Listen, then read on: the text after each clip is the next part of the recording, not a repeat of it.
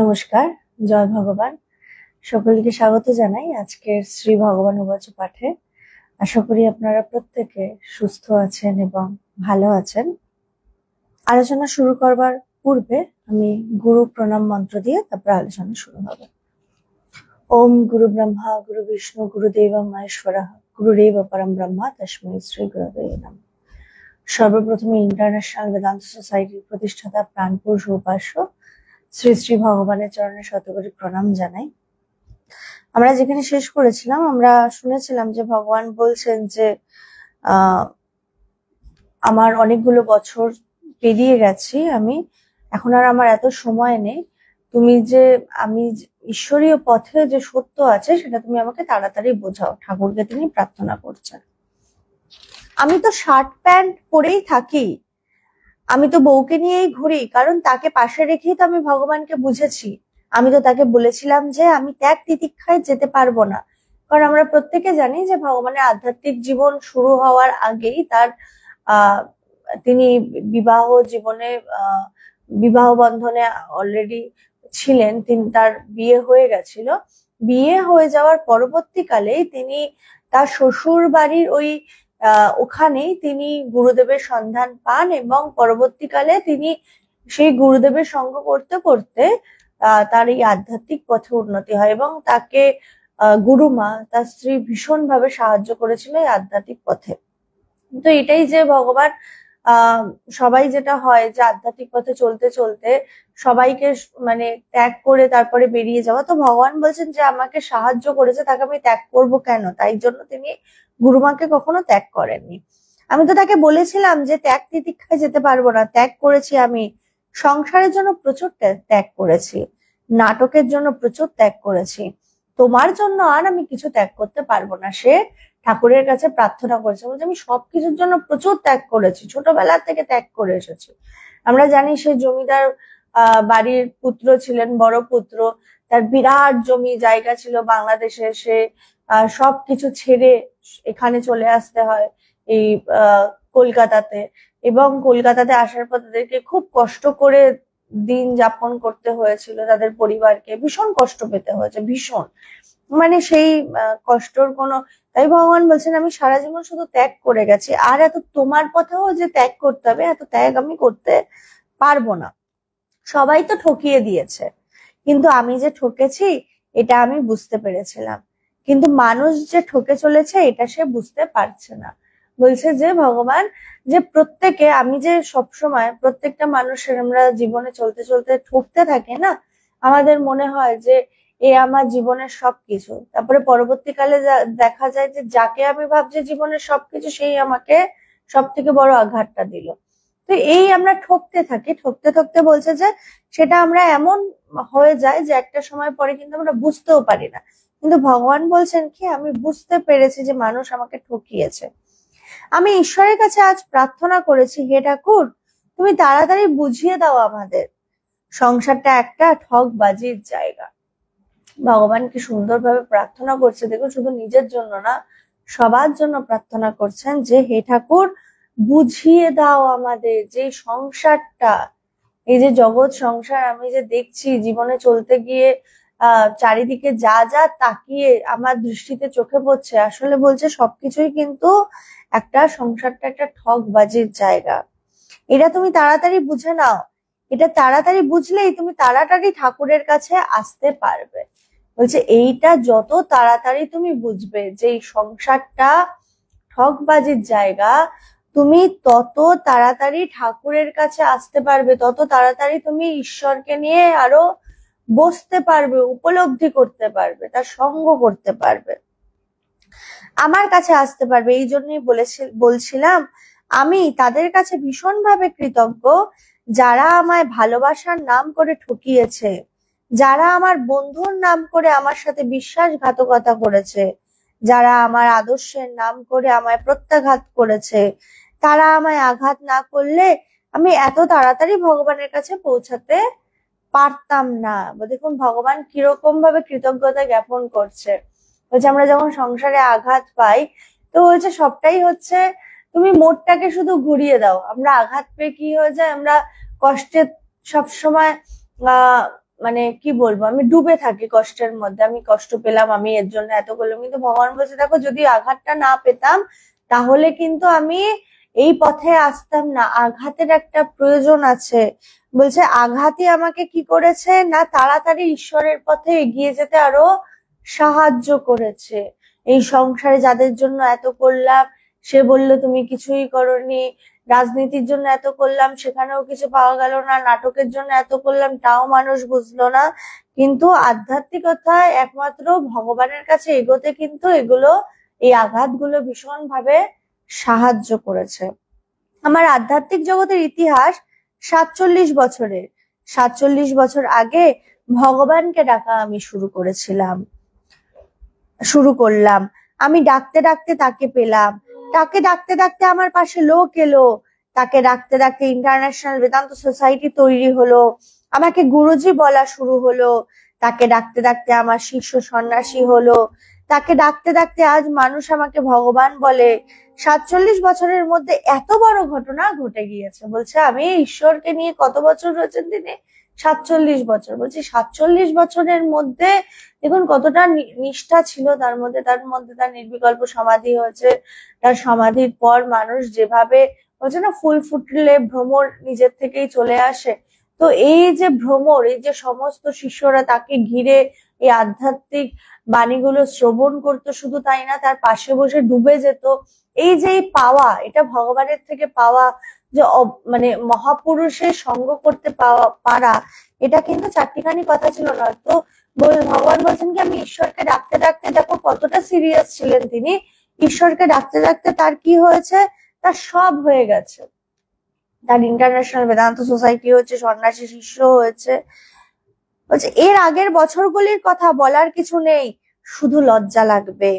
এ ঠকিয়েছে, সে ঠকিয়েছে, ও ঠকিয়েছে, সুতরাং আমি বুঝে গিয়েছি যে আমায় মানুষ ঠকিয়েছে। যখন ভগবান ঈশ্বরকে নিয়েছিলেন না, বলছে তখন আমি শুধু সংসারের থেকে ঠকেছি, কিন্তু ঈশ্বরকে নিয়ে পথ চলার পর কিন্তু আমি আর ঠকিনি। ঈশ্বর শুধু আমাকে দিয়েই গেছেন, আর ঠাকুর শুধু দিয়েই গেছেন, এত দিয়েছেন।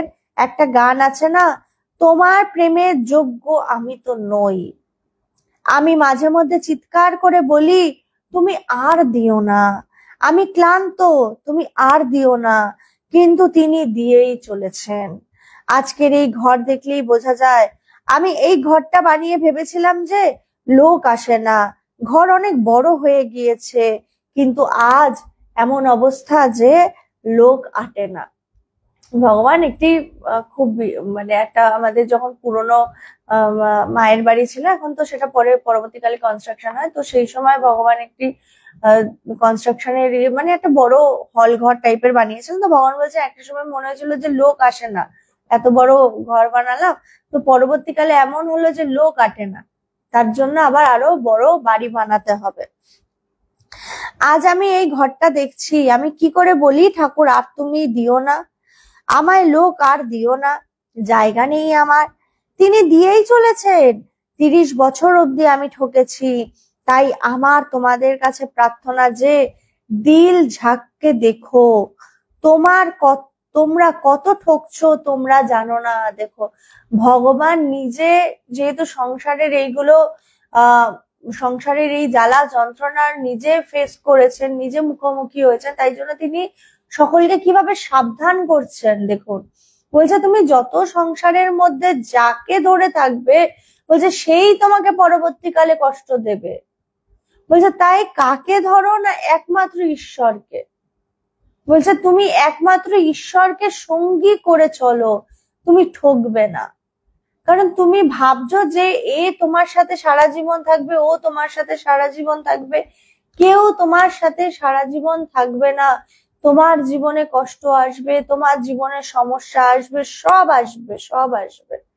আমরা ভগবানের জীবনে দেখছি না, ভগবান যখন আধ্যাত্মিক পথে সবে সবে চলা শুরু করেছেন, যখন তিনি গুরুকে পেয়েছেন, তার কিছুদিন পরে গুরুকে পাওয়ার, দীক্ষা হওয়ার কিছুদিন পরে ভগবানের জীবনে এমন একটা ঘটনা ঘটে যে তার বোন কোনো কারণে আর কি এক দূর সম্পর্কের বোন কোনো কারণে সাংসারিক অশান্তিতে সুইসাইড করে, তো সেটাতে না তার ভেতরে ভীষণ আঘাত লাগে যে সে ভাবে যে আমি ভগবানকে নিয়ে রয়েছে, যেটা সবার মধ্যে একটা চলে যে আমি ঈশ্বরকে নিয়ে থাকি, আমার সাথেই কেন এরকম ঘটনা ঘটলো। তো তিনিও ঠিক এটাই হয়েছিল যে আমি এই দীক্ষা নিলাম, এই আধ্যাত্মিক পথে চলতে শুরু করলাম, ঈশ্বরকে নিয়ে আছি, এত ভালো আছি মানসিক ভাবে, আর আমার সাথে এরকম একটা ঘটনা ঘটলো। তো সেইটা তিনি আবার পত্রের মাধ্যমে তার গুরুদেবকে তিনি লিখেছিলেন। তো গুরুদেব তখন তার সেই উত্তরে তিনি লিখেছিলেন, বলছে আমি জানতাম না যে তুমি এরকম কাপুরুষ, যে আমি জানতাম তুমি ভীষণ বলবান, যে এই যে ছোট ছোট জীবনে যে ঘটনা, ভগবান বলতেন যে আমি তখন বুঝেছিলাম যে আমি কত বড় ভুল করেছি। এই যে জীবনের যে ঘটনাগুলো, সেই বোনকে তিনি খুব ভালোবাসতেন।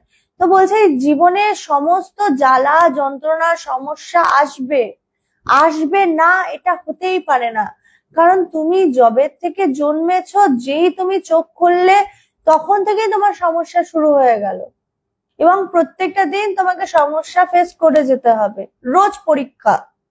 যেমন ভাবে একটা স্কুলে যখন আমরা ভর্তি হই, আমাদের কারোর 2 মাস অন্তর বা 3 মাস অন্তর যে এক্সাম গুলো থাকে, কিন্তু আধ্যাত্মিক পথে চলছে যে সেটার পরীক্ষা কি, এই যে রোজ যে সমস্যাগুলো সম্মুখীন হয়, কোনো ভালো লাগার সৃষ্টি হয়, কোনো খারাপ লাগার সৃষ্টি হয়, কোনো সংসারে বিরাট বড় দুর্যোগ সৃষ্টি হয়, সেই মুহূর্তে দাঁড়িয়েও যে তুমি যদি ঈশ্বরের নাম গান করতে পারো, ঈশ্বরকে ধরে থাকতে পারো, তখন বুঝতে হবে যে না, তুমি সেই সমস্যা থেকে উঠে দাঁড়াতে পারবে, তোমাকে ঈশ্বর সাহায্য করবে, করবেনই করবে।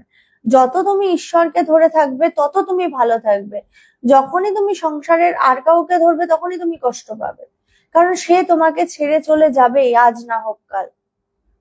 একমাত্র ছেড়ে যাবে না, সেটা হচ্ছে ঈশ্বর। এই ভগবান এই জন্য আরো বোঝাচ্ছেন যে কি, দিল ঝাঁককে দেখো, তোমরা কত ঠকছো তোমরা জানো না, তোমরা কেন বুঝতে পারছো না যে তোমরা ঠকে চলেছো। আর আমি বলছি আর দিও না, আর দিও না।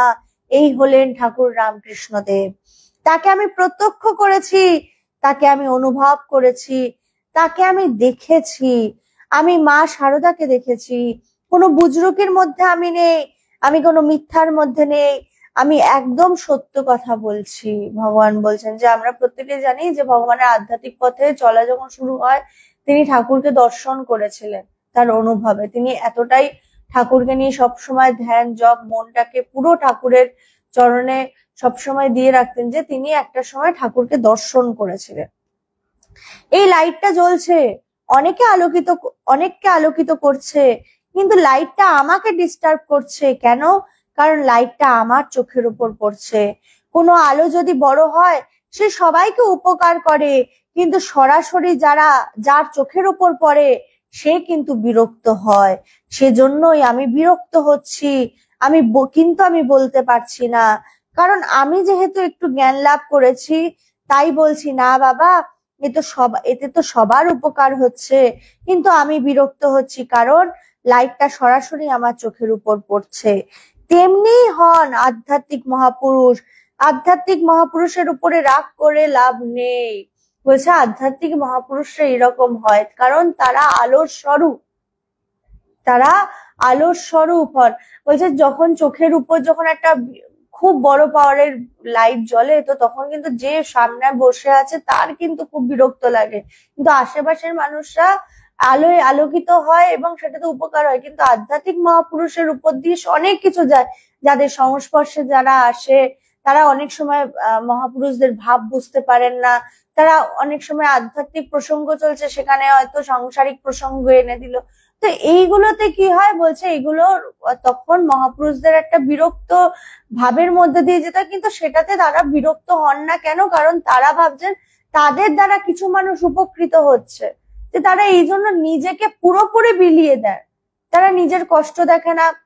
আমরা নিজেরা ভগবানকে, আমার গুরুদেবকে দেখেছি, হয়তো প্রচন্ড শরীর খারাপ, হয়তো একজন এলেন, তো ভগবান কখনো আচ্ছা ঠিক আছে এই সময় একটুখানি শরীর ঠিক আছে, চলো গিয়ে কথা বলি, এই যে একটা ব্যাপার, তাকে আমরা কখনো শুয়ে থাকতে দেখিনি, মানে খুব প্রচন্ড অসুস্থ না থাকলে আমরা কখনো তাকে শুয়ে থাকতে দেখিনি। এই যে সবসময় আমরা বলতাম যে দেখুন, চাকরি জীবনে বলুন, সংসার জীবনে বলুন, সবাই 1-2 ঘন্টা 3 ঘন্টা সবাই একটু রেস্ট পায় মোবাইল ঘাটার জন্য বা একটু টিভি দেখার জন্য, কিন্তু মহাপুরুষদের কিন্তু কোনো রেস্টের ব্যাপার থাকে না। আমরা দেখতাম দিনে 24টা ঘন্টা তারা কাজ করে চলেছেন। আমার গুরুদেবকে দেখতাম, তিনি ঘুম থেকে ওঠার থেকে তিনি যে ওই যে মানুষের জন্য নিজের জীবনটা শুরু করলেন, ঘুমোতে যাওয়ার আগে অবধি তার চলতে থাকলো, সারাদিন চলতে থাকলো। এ আসছে সে আসছে, কখনো শরীর দিচ্ছে না তাও সে কথা বলে চলেছে। কেন করছেন সেটা? না নিজেকে পুরোপুরি বিলিয়ে দিচ্ছে, না আমার অন্তত দর্শন করলে বা আমার সাথে কথা বললে যদি ওর ভালো লাগে। এটা আমরা কিন্তু কখনো ভাবি না। আমাদের যখন মন খারাপ থাকে আমরা তখন না ওর সাথে কথা বলবো না, ওর সাথে দেখা করবো না, এরকম বলতে পারি। কিন্তু মহাপুরুষদের ক্ষেত্রে কিন্তু তারা নিজেদের সবকিছুকে পাশে রেখে তারা নিজেকে পুরোপুরি বিলিয়ে দেয়।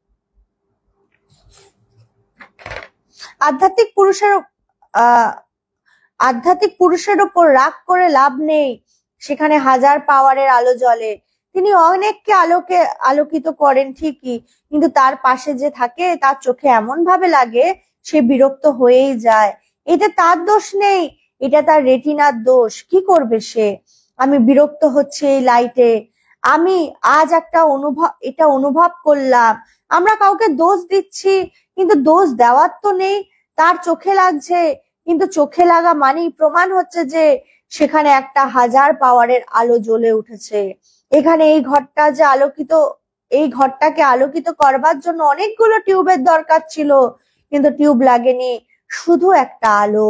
কিন্তু যেহেতু আমার চোখে সরাসরি পড়ছে, আমাকে ডিস্টার্ব করছে, তেমনি ঈশ্বরের আলো আর চোখে সরাসরি পড়বে, যার চোখে সরাসরি পড়বে সে তো বিরক্ত হবে, কিন্তু তা প্রচুর লোককে আলোকিত করে। তাই ঈশ্বর আলো স্বরূপ, তিনি জ্বলবেনই, অনেককে আলোকিত করার জন্য তিনি জ্বলবেন, তিনি জন্মাবেন। এই যে আমরা যে যত মহাপুরুষের জীবন যাত্রা যদি দেখি, প্রত্যেকের জীবনটা কিন্তু খুব একটা সুখের নয়। আজকে রামকে যদি দেখি, আজকে কৃষ্ণের জীবন যদি দেখি, তিনি শুধু মানুষের জন্য করে গেলেন। কৃষ্ণ কিন্তু কোনো কিছু নিজের জন্য ভাবেননি, নিজের জন্য করেননি। রামও তাই কখনো কোনো কিছু নিজের জন্য ভাবেননি, তিনি শুধু সবার কথা ভেবে গেলেন। আর কষ্ট পেলেন কে? অবতার পুরুষ স্বয়ং নিজে। আজকে আরো মহাপুরুষরা যারা রয়েছেন, আজকে যদি ঠাকুর রামকৃষ্ণ দেবের কথাই দেখি, রামকৃষ্ণ দেবের ক্যান্সারের তিনি কষ্ট পাচ্ছেন। বলছে এই যে মহাপুরুষদের এই ব্যাপারটা, বলছেন তারা জন্মাবেন, তারা কষ্ট পাবেন, তাও তারা মানুষের জন্য করবেন। তারা এইভাবে বলছে, যেমন ভাবে ধূপকাঠি জ্বলছে, নিজে জ্বলে এই সুগন্ধিটাকে পুরো ঘরে ছড়িয়ে দেয়। বলছে মহাপুরুষরা ঠিক তেমন নিজে জ্বলতে থাকে, নিজে জ্বলে নিজের এই আলো স্বরূপের এই যে আলো, এই যে শক্তিটাকে তিনি চেষ্টা করেন যে যতটা পারা যায় মানুষের মাঝে বিলিয়ে দেওয়া। ওই যে আমরা একটা কথা জানি না, ওই যে ঠাকুরের শেষ সময় খুব সম্ভবত যে ঠাকুর যাচ্ছেন রাস্তা দিয়ে, তিনি মুখ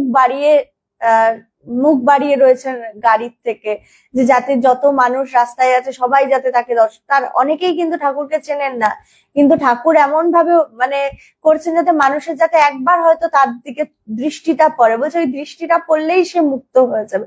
এই যে চিন্তা ভাবনা, যতক্ষণ আছে নিজেকে পুরোপুরি বিলিয়ে দেওয়া, নিজেকে পুরোপুরি ছড়িয়ে দেওয়া, কারণ তারা জানেন তাদের এই শরীরের গুরুত্ব কতটা।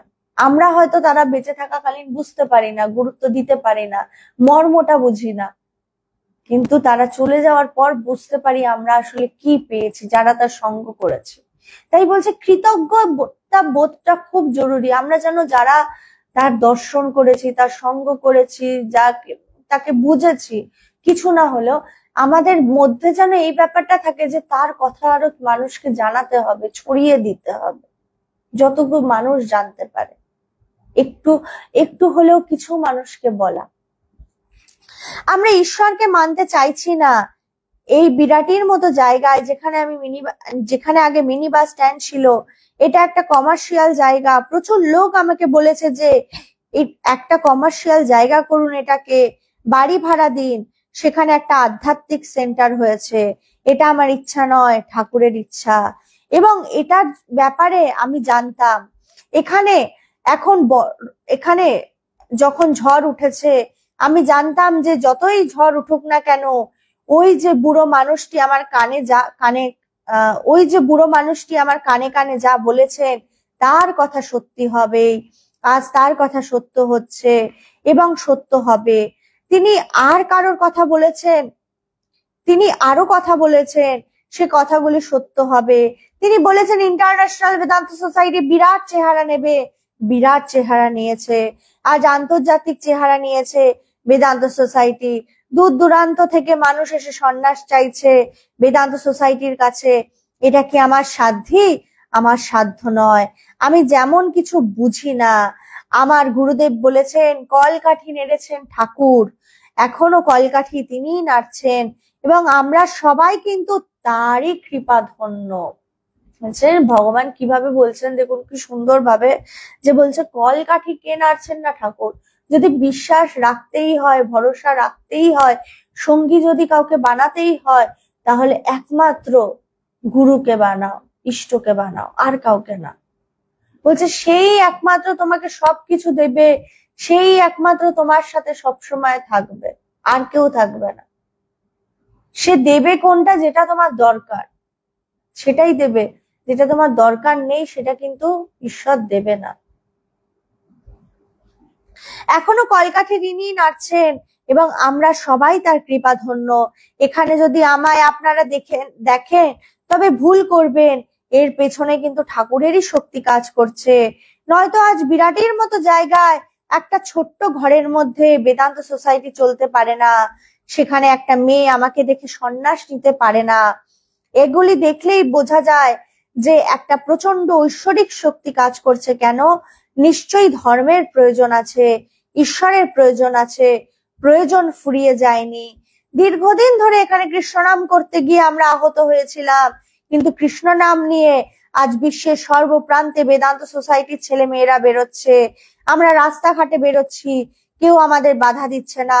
ধর্মের প্রয়োজন আছে। কি কি মানে দেখুন অদ্ভুত ব্যাপার, যখন আমাদের এই অর্গানাইজেশনে কৃষ্ণ নাম শুরু হয় 2004 সালের পরে, যখন আমরা কৃষ্ণ নাম সবার প্রথম শুরু করি, তখন কিন্তু ভীষণ বিরোধ হয়েছিল যে না, এই আশেপাশে পড়াশোনায় ডিস্টার্ব হচ্ছে। দেখুন কৃষ্ণ নাম শুনে ডিস্টার্ব হচ্ছে মানুষজন, কি অবস্থা না? আর মানে আমাদের সেই সময় এখনো চারিদিকে যে মানুষের কিন্তু বাড়িতে এই যে চারিদিকে গলিতে গলিতে যখন পার্টির মিছিল হয়, মাইক জোরে জোরে চলছে, তখন কিন্তু কারোর খুব একটা ডিস্টার্ব হয় না। ডিস্টার্ব তখন হয় যখন ধরুন আধ্যাত্মিক কোনো প্রসঙ্গ চলছে। আমাদের এই রকম মানসিকতা যে আমরা এগুলো থেকে বেরোতে পারছি না, এগুলো থেকে আমরা বেরোতে পারছি না।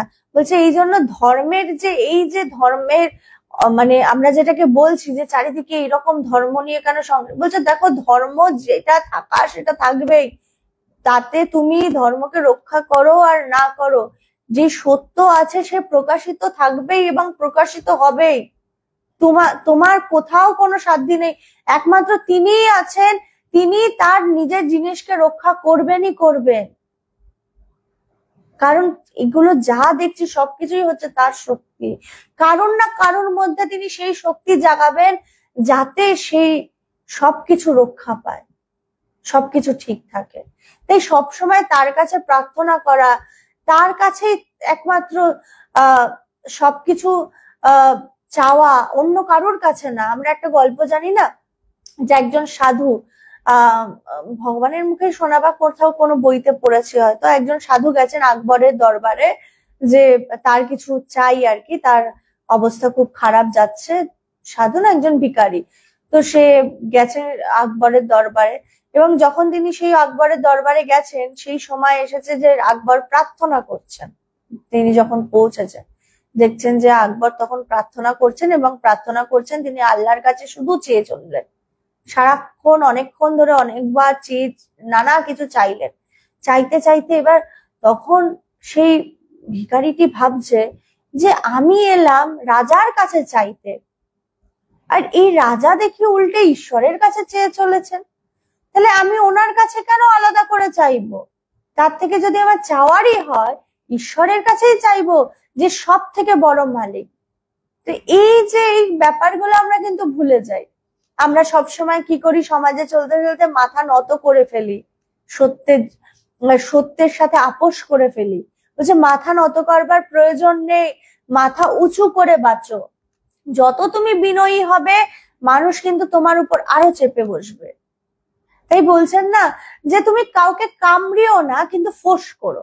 সংসারে চলতে গিয়ে আমরা অনেক সময় এত বেশি বিনয়ী হয়ে যাই যে সংসারের সমস্ত কিছু দায়ভার আমার উপর চাপিয়ে দেওয়া হয়। বলছে সংসারের সমস্ত দায়িত্ব কর্তব্য পালন করব, কিন্তু বিনয়ী হব না, বিনয়ী হব না। একটা ফোঁস যেন সবসময় আমি করতে পারি চলতে চলতে। বলছে এই ফোঁস করাটা কিন্তু খুব জরুরি জীবনে চলার পথ। এগুলো কিন্তু মহাপুরুষেরাই শেখাচ্ছেন যে সংসার জীবনও করবে কিভাবে, নিজের সমস্ত দায়িত্ব কর্তব্য পালন করে নিজের জন্য সময় বার করবে, নিজেকে একটু সময় দেবে। নিজেকে যদি সময় না দাও, বলছে এই যে মনুষ্য জন্ম তুমি পেয়েছো, এই যে মনুষ্য শরীর ধারণ করেছো, যে এইটা যদি তুমি উৎসটা জানবার জন্য একটু সময় যদি না দাও, তাহলে তুমি এই জীবনটা রেখে কি কি ধুলি উড়াচ্ছ? তাহলে তো সময় নষ্ট করে চলেছি আমরা। তাই নিজের জন্য একটু সময় দিতে হবে, নিজের জন্য চিন্তা করতে হবে যে আমার সেই উৎপত্তি স্থলটা কোথায়, আমি এসেছি কোথা থেকে। এই যে আমি যে সবসময় চারিদিকে সবকিছুর সাথে জড়িয়ে যাচ্ছি, সেটা বস্তু বিষয়ক হোক বা সেটা আত্মীয় স্বজন বিষয়ক হোক, যেটাই হোক, যেটার সাথেই আমি জড়িয়ে যাচ্ছি, আমি জড়িয়ে গেলাম কেন? তার মানে কি আমি ঈশ্বর থেকে সরে এলাম? এই ব্যাপারগুলো দেখো, জীবনে সব সময় অনেক কিছু আসবে, কিন্তু আমি যেন কোনো কিছুর সাথে জড়িয়ে না যাই। আমাকে চলতে হবে, এটা জানতে হবে। এবং চলতে হবে কিসের পথে? না, আমাকে সেই সত্য জানার পথে।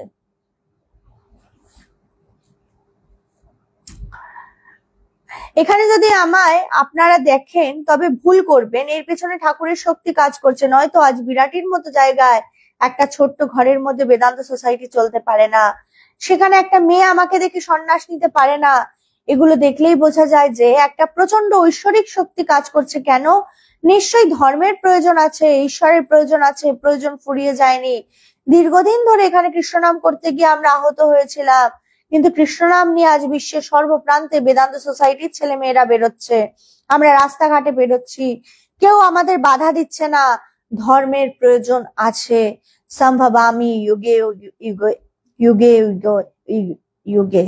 তাই তিনি এই ধর্মের আয়োজন করেছেন, তাই আপনাদের তিনি পাঠিয়েছেন। সুতরাং শুধু রামকৃষ্ণের ব্যাপার নয়, তিনি এসেছেন আলোকিত করতে, সবাইকে আলোকিত করতে, সবার মুখ তিনি আলোকিত করতেই এসেছেন। সে আলোয় আমি আলোকিত হয়েছি, আমার আলোয় আপনারা আলোকিত হচ্ছেন। যেমন এখানে লাইট জ্বলছে, সেই লাইটের কানেকশনে আর একটা লাইট জ্বালানো যায়, সর্বত্রই সেই একই বিদ্যুৎ শক্তি। বলছে একটা যদি লাইট জ্বলে, বলছে একজন যদি অবতার পুরুষ থেকে আরেকজন কি করে সেই শক্তি সঞ্চার হয়? বলছে যেমন ভাবে বাড়িতে একটা জায়গায় কানেকশন থাকে এবং সেখান থেকে অনেকগুলো লাইট জ্বলে, বলছে ঠিক তেমনি একটা শুধু কানেকশনের প্রয়োজন আছে, সেই কানেকশনটা হচ্ছে গুরু। এবং গুরু সঙ্গ করলে তখন তিনি তোমার মধ্যে গুরু সেই শক্তিটা সঞ্চার করে দেন, এবং তুমিও ভেতর থেকে সেই ঈশ্বরের অনুভব লাভ করো, এবং তোমার মধ্যেও সেই যে শক্তিটা তখন জাগ্রত হবে। বলছে তখন তুমিও আরেকজনকে সাহায্য করতে পারবে। এই যে গুরু পরম্পরা যে চলতে থাকে, কিভাবে চলতে থাকে? এইভাবেই তো চলতে থাকে। তিনি সবাইকে সবসময়, এই যে আজকে ঠাকুরকে কেন্দ্র করে সব স্বামীজিরা যে এসেছিলেন, তারপরে স্বামীজিদেরকে কেন্দ্র করে কত মানুষ এসেছেন, বলছে এইরকম চলতে থাকে। তো তিনি এইভাবে সাহায্য করতে থাকেন। তো তাই জন্য বলছে যতটা পারা যায় গুরু সঙ্গ করা। গুরুকে একবার গুরু সঙ্গে, গুরুকে যদি আমি দেখে না পাই তাহলে কি করে সঙ্গ করব? বলছে চিন্তনের দ্বারা।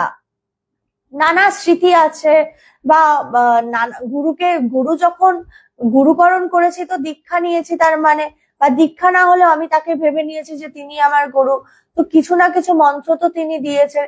সেই গুরুর চিন্তন গুলো সবসময় করা। বলছে চিন্তনের মাধ্যমেও কিন্তু সঙ্গ করা হয়, কারণ তুমি যদি যত উল্টো পাল্টা চিন্তা করবে, তাতে যেমন ভাবে তুমি ভীষণ ভাবে ডিস্টার্ব হয়ে যাও, মানসিক ভাবে ভালো লাগে না, বলছে ঠিক তেমন ভাবে তুমি যখন গুরু চিন্তন করবে, তখন তুমি ভেতরের দিকে তাকিয়ে দেখবে তুমি একটা আলাদা তৃপ্তি পাচ্ছ, আলাদা ভালো লাগা সৃষ্টি হয়েছে। হঠাৎ করে দেখবে মনটা কেমন শান্ত হয়ে গেছে, হঠাৎ করে দেখবে কেমন একটা ধ্যান করতে ইচ্ছা করছে। এটা কিভাবে সম্ভব হচ্ছে? তার চিন্তনের মাধ্যমে। তাই তার স্মৃতিগুলো চারণ করা, তাকে নিয়ে চিন্তা করা, বলছে সেটাই হবে তোমার বিরাট বড় সঙ্গ। বলছে তাকে নিয়ে চিন্তা করো, চিন্তার মাধ্যমেই তিনি তোমার মধ্যে শক্তি সঞ্চার করবেনই করবেন। আমরা নিজেরাই মাঝে মাঝে অনুভব করি, কখনো কখনো আমরা নিজেরা বসে আমরা ভগবানের নানা পুরোনো দিনের স্মৃতিগুলো নিয়ে আলোচনা করি, এবং আলোচনা করতে করতে এমন হয় যে 1-2 ঘন্টা কিভাবে কেটে গেছে, মানে আমি এবং তেজময়ী মা আলোচনা করতে করতে, হ্যাঁ 1-2 ঘন্টা কখন কেটে গেছে আমরা বলি আরে 2 ঘন্টা কেটে গেল। মানে ভগবানের আলোচনা করতে করতে, ভগবানের এত আধ্যাত্মিক নানা স্মৃতি এবং তার নানা বাণী, কারণ সেই ছোট থেকে আমরা সবাই সঙ্গ করেছি, সেই ভগবান যেভাবে কাজ করতেন, যেভাবে মানুষের জন্য আধ্যাত্মিক ভাবে করে গেছেন, এগুলো নিয়ে মানে কথা বলা, মানে এগুলো নিয়ে চিন্তা করা, এটার মধ্যেও কিন্তু একটা আলাদা তৃপ্তি পাওয়া যায়। সেটা আমরা মাঝে মাঝে অনুভব করি যে সত্যি পাওয়া যায়। এবং কিছুক্ষণ বাদে দেখি যে রকম 2 ঘন্টা আগে মনটা ছিল, 2 ঘন্টা পরে আলোচনার পরে সেই জায়গায় মন নেই, মনটা অনেকটা অন্যরকম হয়ে গেছে, আরো যেন উপরে উঠে গেছে তার চিন্তা করতে করতে। তখন একটা সময় মনে হয় যে আর তার চিন্তাও করি না, চুপ করে শুধু বসে থাকি। এটা কি করে সম্ভব হচ্ছে? শুধু তার চিন্তার মাধ্যমে।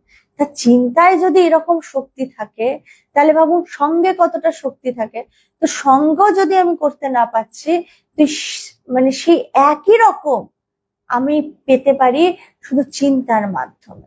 তাই অন্য কোনো দুশ্চিন্তা না করে, অন্য কোনো চিন্তা না করে, কারণ দেখুন সমস্যা যেগুলো জীবনে আসবে এবং পরবর্তীকালে আসবে, সেই সমস্যাগুলো আসবেই, জীবনে আসবেই। এবং যদি আমি চিন্তা করি সেগুলো নিয়ে, সেগুলোর কোনো সমাধান যেটা যেমন ভাবে হওয়ার সেটা তেমন ভাবেই হবে। এগুলো সব আগের থেকে করা আছে যে এটা এইভাবেই হবে। আমি কোনো কর্তা নই, আমি শুধু আমার গাড়ির কর্তা। আমি আমার জীবনটাকে কি করে চালাবো সেটার কর্তা আমি। অন্য কোনো কিছু সংসারে যা চলছে সেগুলোর কোনোটাই কর্তা আমি নই। আমি যদি ভাবছি আমি কর্তা, তাহলেই আমি ভুল করছি। এইটা যেদিন আমি বুঝে যাব যে আমি কর্তা নই, সেদিনই আমার কিন্তু সমস্ত সমস্যার সমাধান হয়ে যাবে। সেই একমাত্র কর্তা। শুধু তুমি নিজেকে ঠিক করে পরিচালনা করো, তোমার মনের যে স্টিয়ারিংটাকে শুধু ঘুরিয়ে দাও তার চিন্তায়। যত তার চিন্তা করবে, তত দেখবে ভেতর থেকে আনন্দে আছো, তৃপ্তিতে আছো, ভালো আছো। আজকে আলোচনা এখানেই শেষ করছি। থাকবেন। জয় ভগবান।